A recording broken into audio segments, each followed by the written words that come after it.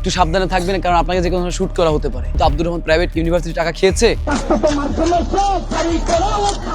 সিদ্দিকুর রহমানের কথা কি মনে আছে, যিনি চোখের আলো হারিয়েছিলেন শিক্ষার যথাযথ মান ফিরে পাওয়ার জন্য?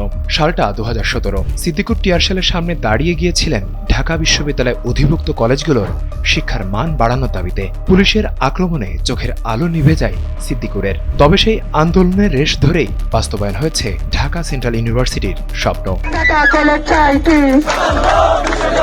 2024 সাল আবারও রাজপথে নামলেন সিদ্দিকুররা। শিক্ষা সিন্ডিকেট ভেঙে নিজেদের অধিকার বুঝে নিয়ে তবেই ঘরে ফিরলেন। আনুষ্ঠানিকভাবে ঘোষণা করা হলো ঢাকা সেন্ট্রাল ইউনিভার্সিটির অধ্যাদেশ। 2017 থেকে 2024 দীর্ঘ 7 বছর পর আবারও কিভাবে এই আন্দোলনের স্ফুলিঙ্গ ছড়িয়ে পড়ে শিক্ষার্থীদের মধ্যে, সেই প্রশ্নের উত্তর জানালেন আন্দোলনের অগ্রভাগে থাকা শিক্ষার্থী আব্দুর রহমান। ঢাকা বিশ্ববিদ্যালয়ের স্ক্রিন সমাবর্তনকে সবাই বয়কট করুন। আমাদের বাসায় বসে সমাবর্তন করায় সিনিয়রদের জন্য বেটার হবে। হঠাৎ করে আমার ফেসবুকের স্মৃতিতে চলে আসলো, মেমোরিতে চলে আসলো। তো আমি ওই জিনিসটিকে আমার ফেসবুকে শেয়ার দিয়ে বললাম যে 7 কলেজের প্রশাসনিক স্বায়ত্তশাসন এখন সময়ের শ্রেষ্ঠ দাবি। এই কথাটি বলার পরে দেখলাম যে অসংখ্য শিক্ষার্থী ওই ফেসবুক যেই স্মৃতিটি ছিল সেখানে মন্তব্য করছে, সত্য কথাটি সত্য ভাই, হ্যাঁ ভাই, করা যায় ভাই, এরকম ভাবে। শিক্ষার্থীরা তখনও শেষ জানে না, তারা শুধু জানতো শিক্ষা সিন্ডিকেট ভেঙে শিক্ষার মান উন্নয়ন করতে হবে যে কোনো উপায়ে। যে না, আর কোনো সংস্কার চাই না, এখন আমরা চাচ্ছি শুধুমাত্র আমাদের একটা শেষ পরিণতি হোক, আমাদের একটি শেষ পরিচয় হোক, সেটা হোক একটি স্বায়ত্তশাসিত বিশ্ববিদ্যালয়। তো সেই বিশ্ববিদ্যালয়ের লক্ষ্যে আমরা বিভিন্ন রোড ম্যাপ সাজালাম, আন্দোলন করলাম। আমরা কিন্তু শুরুতেই আন্দোলনে নেমে যাইনি, আমরা বিভিন্ন স্টেক হোল্ডার, তারপরে মন্ত্রণালয়, তারপরে যারা বিশ্ববিদ্যালয় সম্পর্কে অনেক বেশি জ্ঞান আছে তাদের সাথে আলোচনা করেছি।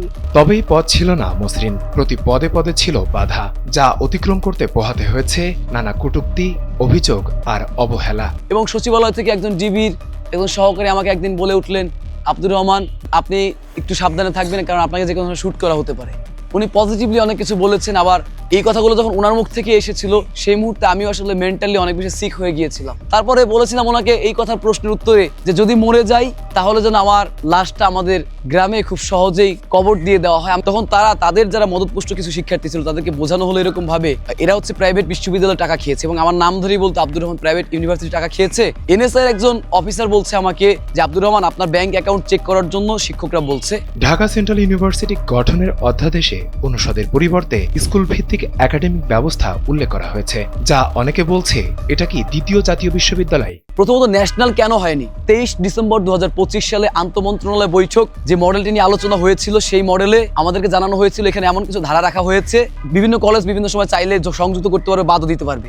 এটা যদি করা হতো তাহলে আমরা সরাসরি ধরে নিতাম সেটি ন্যাশনাল। 23 ডিসেম্বর 2025-এর যে অধ্যাদেশটি প্রাথমিক অধ্যাদেশ খসড়া আছে সেটি পড়লে দেখবেন যে তারা লিখেছে 7টি ক্যাম্পাসকে গুণগত মানের জন্য একটি বিশ্ববিদ্যালয় তৈরি করে তার সাথে একীভূত করা প্রয়োজন, সমীচীন সেক্ষেত্রে অধ্যাদেশ প্রণয়ন করা হইল। এখানে কিন্তু 7টি ক্যাম্পাস মিলেই কেবল বিশ্ববিদ্যালয় প্রস্তাবনা এমন বলা হয়েছে, যেটি আগেরটায় ছিল যে 7টি ক্যাম্পাস একটি বিশ্ববিদ্যালয়ের সাথে সংযুক্ত করে। শিক্ষার্থীরা বলছেন একটি বিশ্ববিদ্যালয় প্রতিষ্ঠা করলেই উচ্চমানের শিক্ষা প্রদান করা সম্ভব নয়, তার জন্য সকল সুযোগ সুবিধার ব্যবস্থা করতে হবে। একই সাথে শিক্ষার্থীদের দাবি দেশের শিক্ষার মান সার্বিক উন্নয়নের জন্য শিক্ষা খাতে বাজেট বৃদ্ধি করতে হবে। আর শিক্ষা খাতে যে বাজেট, পুরো জিডিপির যে বাজেট, এটা খুবই কম, 1.67 না রেখে 2-এর উপরে অবশ্যই নিতে হবে। ফেরদৌস সাগর, সময়ের আলো, ঢাকা।